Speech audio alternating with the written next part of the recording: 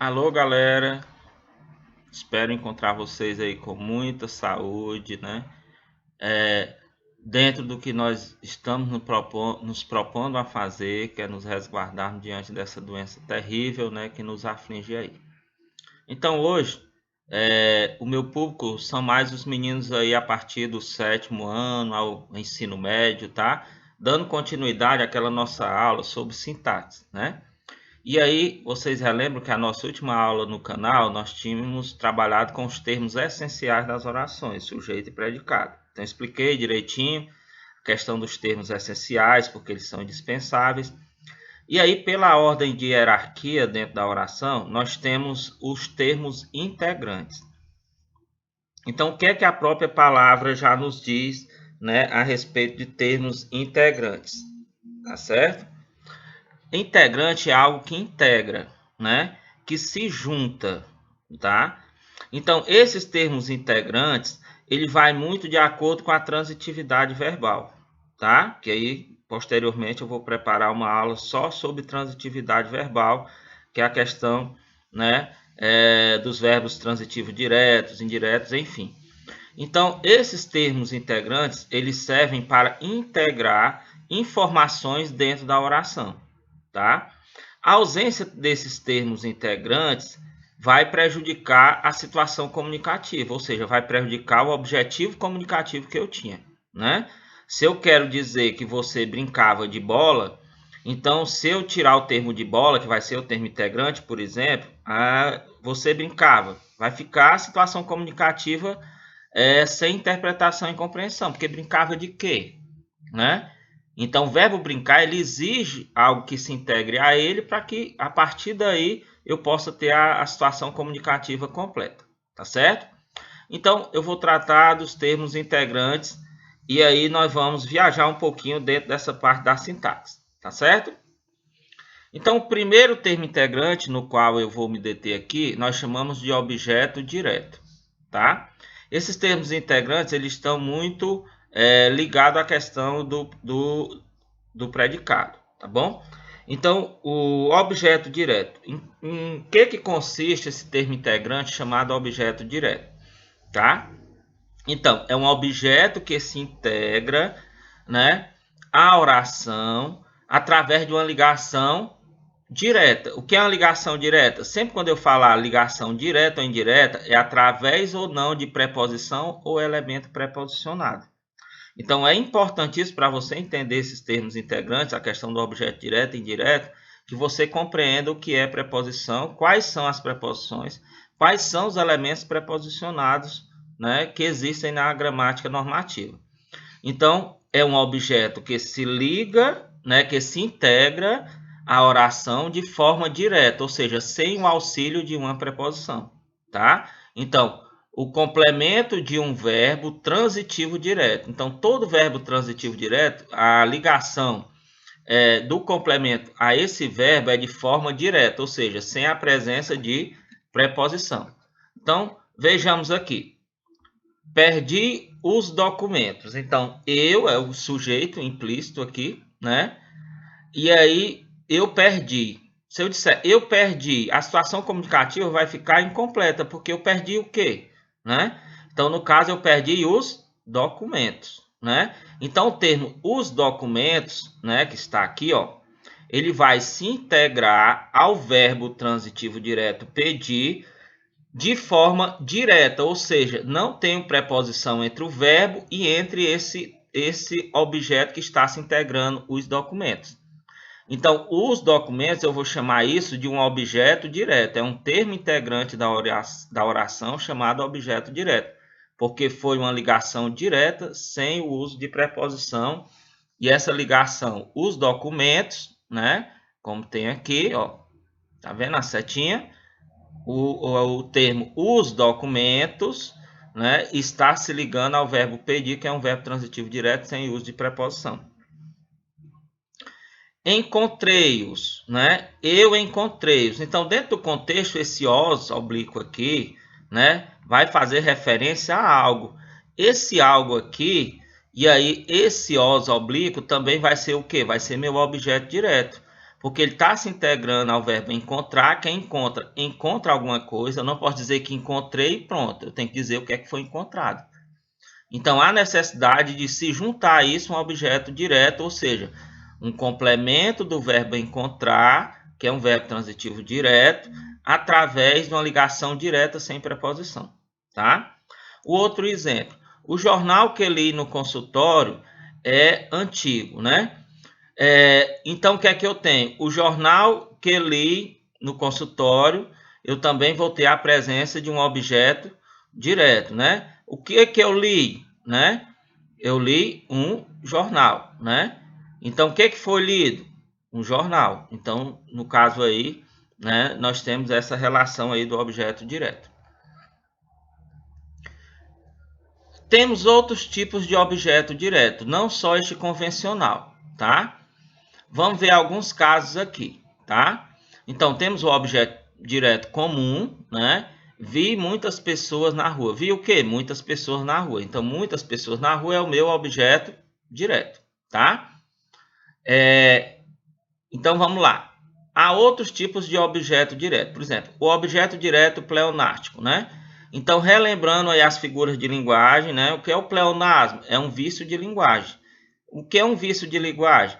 É a inclusão dentro da situação comunicativa de um termo desnecessário, mas que se tornou um vício da fala. Tá certo? Por exemplo, subir para cima.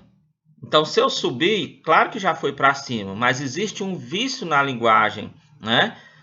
Da nossa comunidade de fala, que inclui geralmente essa questão subir para cima. Então, isso é chamado pleonasmo, né? Então, o que vai acontecer? Também vai acontecer um acréscimo de um termo que vai funcionar como objeto direto, mas que não havia necessidade, mas ele está ali, né? Então, a repetição por meio de um pronome oblíquo do objeto direto, tá? Repetição dele, tá? Então, vejam só. Essa roupa, ninguém a quer, né? Então, eu poderia muito bem fazer a situação comunicativa assim. Essa roupa, ninguém quer, tá? Mas por um vício de linguagem, eu acabo acrescentando aqui esse oblíquozinho A. Ó. Então, esse oblíquo A vai estar funcionando como o quê? Como objeto direto pleonástico. Por quê? Porque ele está ali por um vício de linguagem e está funcionando como objeto direto. A repetição do próprio objeto direto. Tá? Ninguém quer o quê? Essa roupa. Então, essa roupa é o quê? É o objeto direto que foi repetido através aqui do A oblíquo funcionando como objeto direto pleonástico. É um vício de linguagem, tá? Objeto direto pré-posicionado. Então, vejam só. Eu acabei de dizer que todo objeto direto, a ligação dele é direta. Então, sem auxílio de preposição. Mas há situações, há verbos como amar, puxar, né? Que exigem a preposição, mas eles funcionam como verbo transitivo direto, né? Então, meio louco, professor. Não. Nós entendermos algumas situações excepcionais que existem nas normas gramativas, né? Da nossa gramática normativa, que são geralmente em concursos, em vestibulares, aonde eles também vão tentar saber se a gente tem um conhecimento completo. Eles não vão perguntar uma coisa meio boba somente do objeto direto comum, né? Então vejam aqui. Amo. Quem ama, ama alguém. Ama quem? A Deus. Então vejam que esse A, ele veio aqui por uma necessidade, mas aqui não se trata de um objeto indireto pelo uso da preposição a. Vai se tratar do quê? De um objeto direto preposicionado, ou seja, por uma força comunicativa de clareza, há uma necessidade desse acréscimo dessa preposição aqui. Mas o verbo amar, quem ama, ama alguém ou ama alguém? Ama alguém, tá? Então, se ama alguém, então não há exigência da preposição. Mas, em algumas situações, como na expressão amo a Deus, há necessidade do acréscimo dessa preposição. Então, nós vamos ter um objeto direto preposicionado. Ele puxou da escada, né? Ele puxou a escada, tá? Mas aqui, por uma força comunicativa, ele puxou da escada. E o que é o da? É o de preposição mais o artigo a. Se eu escrever somente, eu falar, se ele puxou a escada, né? Eu teria esse a funcionando como artigo, determinante feminino do substantivo espada, tá? Mas como eu tenho o da, é um elemento, é uma junção de uma preposição de mais o artigo a. Então também é um tipo de um objeto direto preposicionado. Ninguém entende a mim, ó. Geralmente na presença dos oblíquos, né? O oblíquo átomo aqui, que nós vamos ter, o mim. Então, sempre esse mim, ele vai puxar também uma preposição, né? Tá? Então, vejam que ele está puxando essa preposiçãozinha aqui, tá bom? Só um instantinho aqui, ele está puxando essa preposiçãozinha aqui, ó. E aí está tornando o a mim um objeto direto preposicionado. Ok? Vamos à frente. Objeto direto interno ou cognato, né? Geralmente o complemento tem a raiz do verbo. O que é a raiz do verbo, né? O complemento vai ter a raiz de um verbo. Por exemplo, viver, vida. Vejam que viver, vida, dentro da morfologia, nós temos aí, né, a formação da palavra através da raiz do verbo. Vida vem da raiz do verbo vive, né? Sonhar, sonho. Então, sonhar, ó, a raiz é S-O-N-H, e aí vejam que a raiz permanece aqui no substantivo sonho. Então vamos ver. Quando um verbo normalmente intransitivo passa a ser transitivo direto.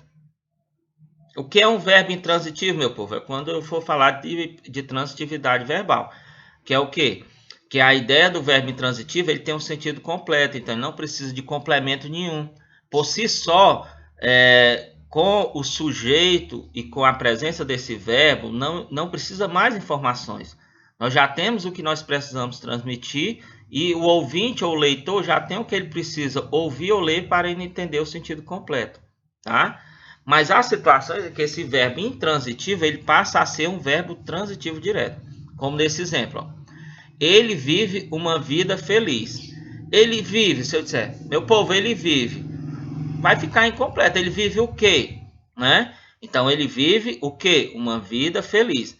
Vejam que o substantivo vida vem do radical do verbo viver. Né? Então, é um tipo de objeto direto interno ou cognato. O que é a palavra cognata? É a palavra que ela é muito parecida.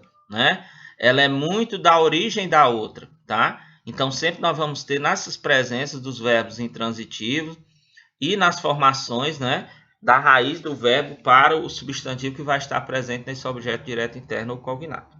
Tá certo? Objeto indireto, tá? Então, o objeto indireto é o que nós vamos tratar no complemento dessa aula, tá bom? Que eu vou dar uma quebradinha nela aqui, justamente para que a gente possa ter o tempo suficiente de colocar no nosso canal, tá bom? Então, ao final dessa primeira parte da aula, você procure ver a parte 2 dessa aula, que vai ser o complemento de todos os termos integrantes, tá bom? Um abraço, a gente continua.